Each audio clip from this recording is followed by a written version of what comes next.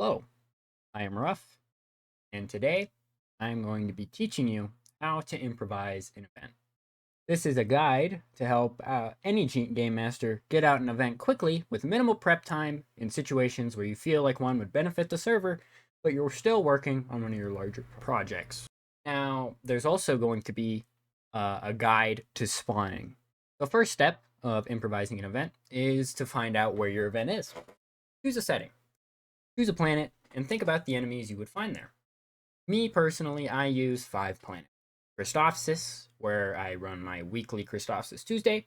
Metalorn, where I run my pirate campaign.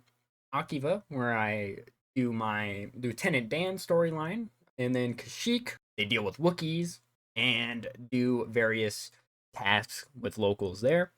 And then my last one is my filler position, currently filled by Megiddo, but in the future will be filled by Cyboria. This is where I want to do one-off stories. I'm very consistent with these first 4 planets, and it is what 90% of my events are on. Now, obviously, what enemies do you the players find there? Were they going to find the CIS, pirates, Deathwatch, mercenaries, prisoners? Maybe they find some civilians there. There are a lot of dynamics, is what this is called, and the planet conflicts and who are they between can get very complicated. For example, Christophsis currently includes conflicts between the CIS, pirates, Deathwatch, and prisoners. That is 4 of these, and as a result, you can flesh out your storylines by introducing more dynamics to your planets. Next up is to choose an event objective. Now, for me, when you think about it, what you can force people to do in a roleplay setting to complete a mission is near endless, as long as you're transparent on what you want the player to do. But when it comes to having standard combat-based objectives, it's a good idea to stick to team-oriented objectives that require multiple players to be involved. Now, these 3 objectives are some of the ones that I rely on, and I tell the troopers to do these 3 things multiple times during my mission. First one is point capture. This one is very obvious. They have a point where they capture, and once they capture it, they have terminal RP or something there that requires the players to clear out the objective and defend it while they are doing whatever. Next up is HVT assassination. This is a pretty simple one where you enlist an OP4 for the player base to find and hunt down. Next is defensive perimeters. This is a very simple one where players hold out an objective while it is being done, or must survive for a time limit. This is a great way for you to limit test. You can give the players a lot of assistance because their spawn is very stationary, so you can set up their spawn with a lot of good gear if you want. Now, there are some disclaimers. This is not every single event objective you can run. There are obviously other objectives you could have a lot of people do. But these options here are the best when it comes to having very minimal planning, simple explanations, and small prep time.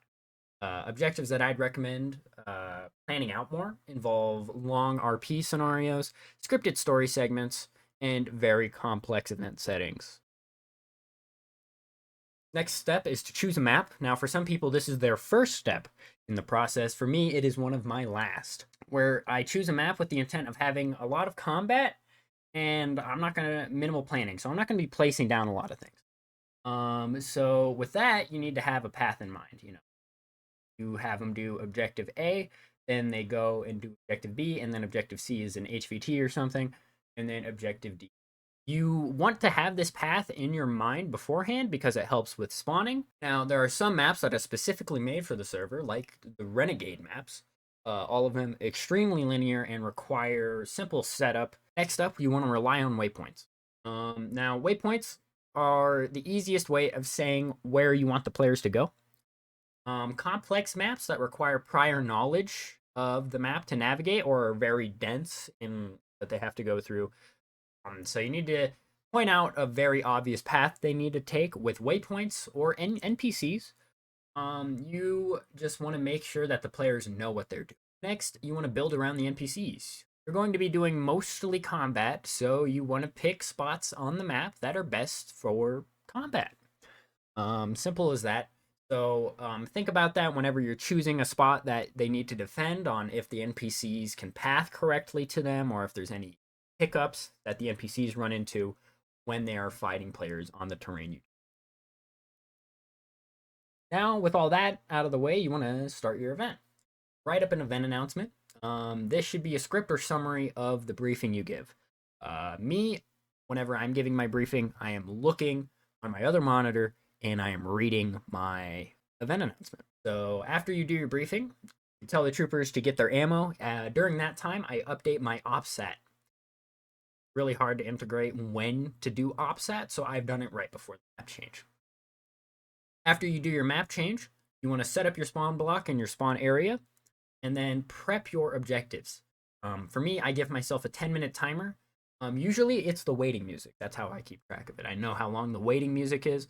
Just a simple tip is if you want a dupe that you want to test out, I recommend trying to use these events as a way to test them, and play testing your dupes is a great way to refine them. Now, we are starting the mission. Spawning, I feel, is the main thing you need to worry about. It has an infinite skill ceiling, in my opinion. And as a result, I feel like you need to learn some things. There are a lot of core concepts that most game masters should implement in their spawning that I will be teaching here today to increase its overall quality. So first off, we need to go over the basics. Stationaries versus movers. They're basic, but the utilization of them is key to having good combat. So first off is moving NPC. Spawned using the normal queue menu, dispensers like B1 dispensers, entity group spawner or the EGS tool gun, and dropships, predetermined dropships. Pros of these is that they're very aggressive. They will walk at the players no matter what.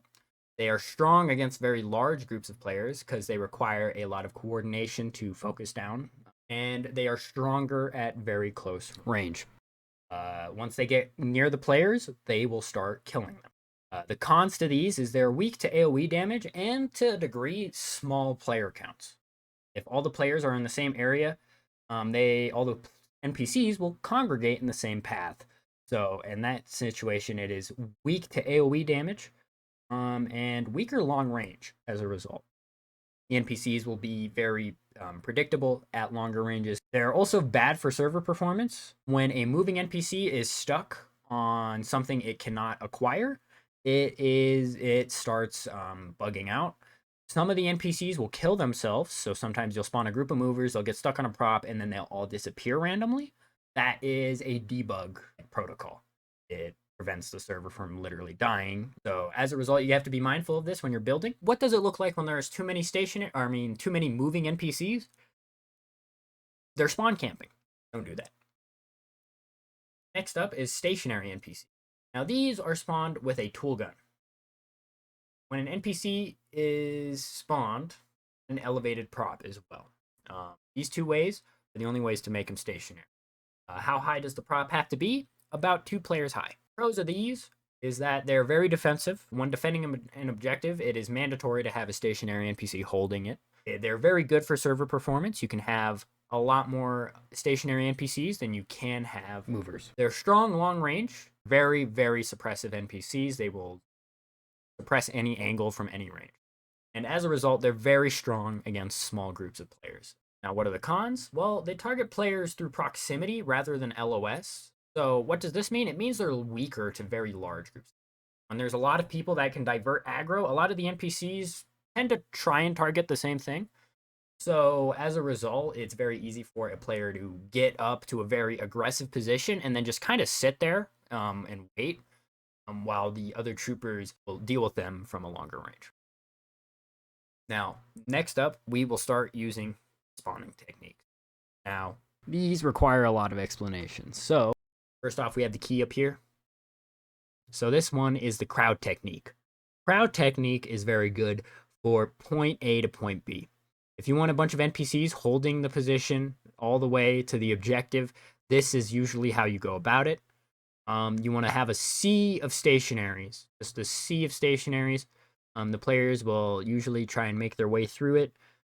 using the diverted aggro technique. So, for example, a player like here would probably go over here, and as a result, the NPCs will start moving and looking that way, which isn't where a majority of the players are, which is here, right? So that is where the movers come in. The movers, you can spawn them closer. You could spawn them here if you want. But the movers overall will be there to deal with any aggressive players. They will start walking at whoever is closest to them. So as a result, the movers will start walking this way as well. The movers will be there to dislodge this guy, while the stationaries are there to take all the brunt of the fire. I found that this strategy increases the lifespan of the stationaries a lot more, and it also increases the effectiveness of movers a lot more because it's a lot harder to focus them down when you aren't the aggressive guy. When you're the aggressive guy, it's easier to focus down the movers, but when you're not the aggressive guy, it's hard to take notice of them. Next up, we have the Spew Technique down here. This is normally what I do with drop ships. I put down 2 drop ships of NPCs normally, and then when the NPCs are dropping, I put down a bunch of stationaries in the back and a couple stationaries in the crowd itself of NPCs. This increases the lifespan of both NPCs due to the stationaries being able to give suppressing fire to any aggressive players that want to maybe move forward and start jet packing or flamethrowering or jetpacking on the movers. They will deal with any of those bad actors that really try to divert this mob's attention to make it so that the players can focus them down more. The Spew Technique is something you can use with any crowd of NPCs, I find. When you have a lot of EGS or drop-shipped NPCs in a mob, when you have that mob moving towards the players, it's a pretty good technique to implement the stationaries in the path. So, let's say while they're moving, I put stationaries all around where the ground that they're covering. So it looks like some of them are staying behind at the positions that they cover. Spew Technique is very useful for a lot of things. I utilize it in almost every event. Next up, we have the VIP technique. What if I want to use a boss enemy? Well, this is usually what I do. Usually I have the boss enemy. The boss enemy is just a very, very large NPC that requires some form of focusing down. But basically, the stationaries, I want some stationaries around him. This more or less prevents the bad actor concept. So, you have a player who goes over here. So as a result, this crowd of movers on top of these stationaries will prevent the boss enemy from basically flubbing their aggro by, targeting a player that is nowhere near the main group. This also prevents a lot of flanking that goes on, and currently there is a strategy where you want to get as close to the boss enemies as possible to divert their aggro through. In conclusion, this tactic is useful for increasing the effectiveness of your boss enemies. Next up, we have the wall technique. Now, the wall technique is defining factor is the extended range. All right, when you subjugate players to stationaries at very long ranges or elevated positions where the NPCs have very, very favorable LOS, players get stuck very easily, and as a result, they'll have to split up. They'll have to divert their forces. They'll have to basically long con it out by like engaging from. This is where ARF as a loadout shines. Moving on, the movers, I tend to use a B1 dispenser, a couple B1 dispensers, or if you don't have access to them, just spawning a small groups of EGSs in the back so the movers can divert on those bad actors that want to kind of get to those very close positions that'll divert all the fire. The wall technique is very useful for telling the players to stop because it will basically, this type of setup will insta kill a player if he's right here.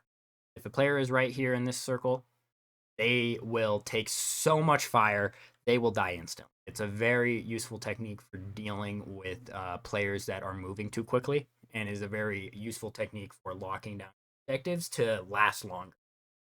Next up, we have the ambush technique. So this is usually me spawning a Tri-Droid very close to the players, or an ADSD, or, there's a lot of NPCs you can ambush them with here. But you put down the boss NPC, then all of a sudden you have some dropships behind, put down some movers, and then they put down. This is basically the VIP technique, but in reverse. Because the boss enemy is there to serve as a distraction for you to put the stationaries in the move. Whereas the VIP technique is more about utilizing the boss enemy's effectiveness. You want to be like, oh shit, I don't have anything spawned. You can spawn a boss, and then while they're distracted with the boss, you can put down a bunch of movers behind them to help the boss out a little bit with the aggro problem, like I said. And then the stationaries will be there for after the boss is dead. And it's a good way to initiate your spawn. So you can see how like the ambush technique can evolve into the crowd technique, right? How the ambush technique can evolve into the spew technique, right? All these techniques kind of can be used in the same event. I use all these in the same event. The last one is a specific scenario. It is the siege technique. Now, these players are defending. There is no way these players can even attempt to breach this many NPCs. So as a result, they usually get a choke point set up with their cover, or they start using their vehicles. So this is usually how to have a consistent siege where NPCs are consistently spawning and they constantly need to be attended to. So the stationaries, you want to have a wall of them. You see how I have this wall of stationary behind this big ass wall of movers. Now, and then I spawn most of my movers in the back. Now, this gives off the illusion of like this looks like formations. It looks like if you look at Star Wars, you'll see that a lot of the droids are in very, very large formations. So you want to have that illusion by having a big formation of stationaries and having a big formation of movers moving behind them. It looks like this big mob. Yeah, like I said, the players cannot move here. So as a result, this is where you can kind of limit test. You can improve the status of the players if they're dying too much. But overall, this is a very good strategy at having a consistent front line because the way it kind of works is you can just spawn movers in the back and the stationaries at the front. If you see they're getting low through the spew technique, you can see I utilize the spew technique very close to the players. That's because a lot of these movers, once they get close to the players, they'll start bunching up and they'll start killing themselves with that debug protocol. For me, I think of it as the NPC doesn't die. I just kind of respawn it as a stationary. So it makes it so that the NPCs hold their ground, and as a result, when there's all that sitting in front of them, it makes it a lot more chaotic. I hope these tactics made these mass hordes of NPCs easier to manage, because through utilizing the techniques of all these different NPCs, you are able to extend these out to something a lot more complex. At least that's how I see it. Now, here's some other things to take into note when you're spawning. How difficult are you making this on a scale of 1 to 10? 1 is where you have multiple people dealing with a B1. A simple one is you have 25 players on, so you fill a room with just B1. That's a bad idea. You know why? Because B1s are bad against large groups of players, and when there's that many players, the players will be a lot more effective as a result. B1s, B1s only is not something that can suffice against them. 10, on the other hand, it's like filling that room with B1 elites. So some situations can benefit from having spawning on the high end of the scale, mostly ones where the troopers have to run instead of fight. So as a result, I tend to try and think of myself as mostly being in the 3 to 6 range. The 3 range is more or less for simple things, like simple objectives, going from point A to point B. And the 6 range is for more like fortified rooms or very stressful front lines. But I'm not killing the players. That's where I feel like the 7 through 10 range comes in, is where you're actively killing players like constantly. So, in my opinion, it should take some time to clear out your objectives, but if the players are in the same area for too long, they'll start getting bored, what I found. So, you should make it so they're always moving around the map. and they shouldn't be stuck in the same area doing the same NPC fight. Next up is visual. This kind of goes under the idea behind the siege concept, where it's supposed to be the whole CIS army. I want the whole CIS army to be there, you know. But I don't want it to look like I'm just spawning a bunch of NPCs, you know, a ball of them, you know.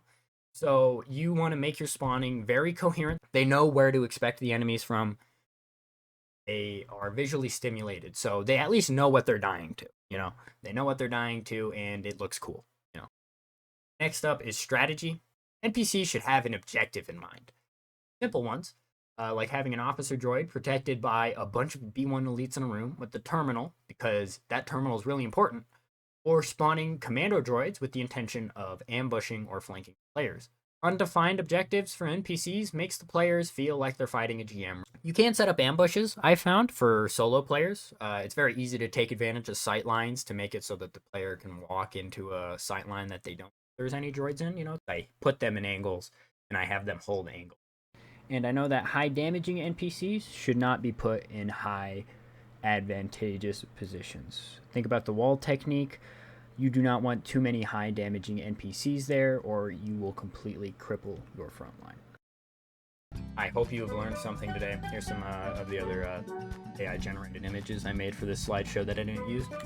I hope that you have learned something today, and I hope that your events benefited in some way from hearing about how I spawn, hearing about how I conjure up my event ideas, from hearing about how I approach a lot of the concepts that a GM has to face when they are running their mission. That all out of the way, thank you very much